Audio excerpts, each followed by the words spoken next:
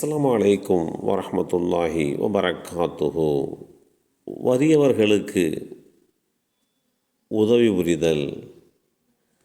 அல்லாஹுடைய தூதர் ஸல்லல்லாஹு அலைஹி வஸல்லம் அவர்கள் முதல் அல்லாஹுடைய வேத செய்தியை பெற்றுக்கொண்டு பதட்டத்துடன் அன்னை ஹதீஜா நாயகி ரலியல்லாஹு அன்ஹா அவர்களிடம் வந்தபோது அந்த பதட்டத்தை தணிப்பதற்காக வேண்டி அன்னை ஹதீஜா நாயகி ரலியல்லாஹு அன்ஹா அவர்கள் கூறிய செய்தி, நீங்கள் சிரமப்படுவோருடைய சுமைகளை சுமக்கிறீர்கள், வறியவர்களுக்காக உழைக்கிறீர்கள், சோதனைகளில் ஆட்பட்டோருக்கு உதவி புரிகிறீர்கள். எனவே அல்லாஹ் உங்களை ஒருபோதும் கைவிட மாட்டான் என்று ஆறுதல் கூறிய இந்த செய்தி ஸஹீஹுல் புகாரியிலே 3 என்ற எண்ணிலே பதிவு செய்யப்பட்டிருக்கிறது. வேதமறை குர்ஆனிலே நாம் ஒருவருக்காக வேண்டி செய்கின்ற அந்த உதவியை குறித்து எடுத்துரைக்க முற்படுகின்ற வசனங்களை சிந்திக்கின்ற போது, நம்பிக்கையாளர்களே, சில ஏழைகள் இருக்கின்றனர்.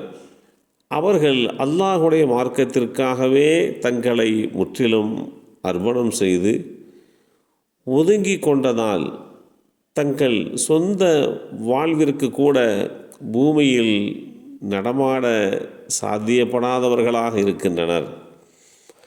அவர்கள் யாசிக்காததனால், யாரிடத்திலேயும் தன் தேவையை குறித்து முறையிடாததனால், கேட்காததனால் அவர்களுடைய அந்த வறுமை நிலையை அறியாதவர்கள் அவர்களை செல்வந்தர்கள் என எண்ணிக்கொள்கின்றனர். அவர்களுடைய வறுமையின் அடையாளங்களாகிய ஆடை, இருப்பிடம் ஆகியவைகளை கொண்டு நீங்கள் அவர்களை அறிந்து கொள்ளலாம். அவர்கள் மனிதர்களிடத்திலே வருந்தியும் கேட்க மாட்டார்கள்.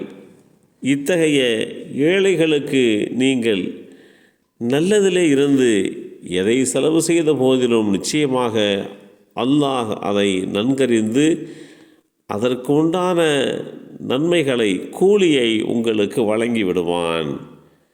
அல் குர்ஆன் அத்தியாயம் 2 சூரத்துல் பக்ரா வசனம் 273 இந்த செய்தி தெளிவுபடுத்தப்பட்டிருக்கிறது. வறியோர்களுக்கு உதவி செய்தல் என்பதை குறித்து வேதமறை குர்ஆன் மிக தெளிவாக எடுத்துரைத்திருக்கிறது. அந்த அடிப்படையிலே நாம் பார்க்கின்ற போது, அல்லாஹுடைய தூதரே, பொருட்களிலே இருந்து எதை செலவு செய்வது, யாருக்கு கொடுப்பது என்று உம்மிடத்திலே கேள்வி கேட்கின்றனர். அதற்கு நீங்கள் பதில் சொல்லுங்கள். நன்மையை கருதி நீங்கள் எத்தகைய பொருளை செலவு செய்த போதிலும் அதை தாய், தந்தை, சுற்றத்தார், அனாதைகள், ஏழைகள், வழிப்போக்கர்கள் ஆகியோருக்காக கொடுங்கள். நீங்கள் வேறு என்ன நன்மையை செய்ய வேண்டும் என்ற எண்ணத்திலே விரும்புகிறீர்களோ அந்த நன்மைகளை செய்வதற்குண்டான சாத்தியக்கூறுகள் என்ன என்பதை நீங்கள் தெரிந்து கொள்ளுங்கள்.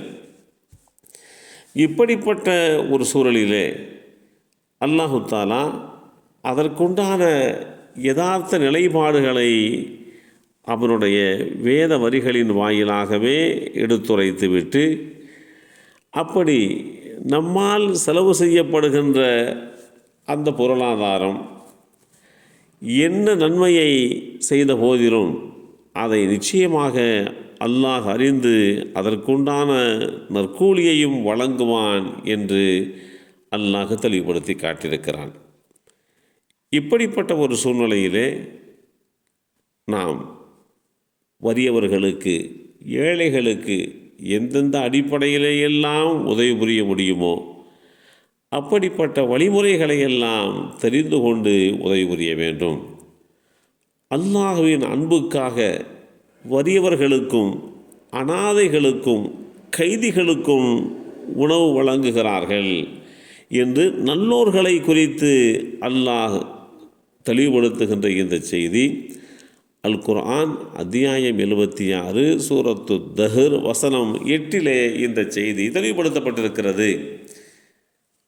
பசியோடு இருக்கின்றவர்களுக்கு உணவு கொடுப்பது, உறவினராக இருக்கக்கூடிய அனாதைகளுக்கும் மிக வறியவர்களுக்கும் நம்மால் செய்யப்படுகின்ற அந்த காரியம் மகத்தான நன்மைகளை நமக்கு பெற்றுத்தரும் என்கின்ற விஷயங்களை இஸ்லாம் நமக்கு வலியுறுத்தி காட்டுகிறது.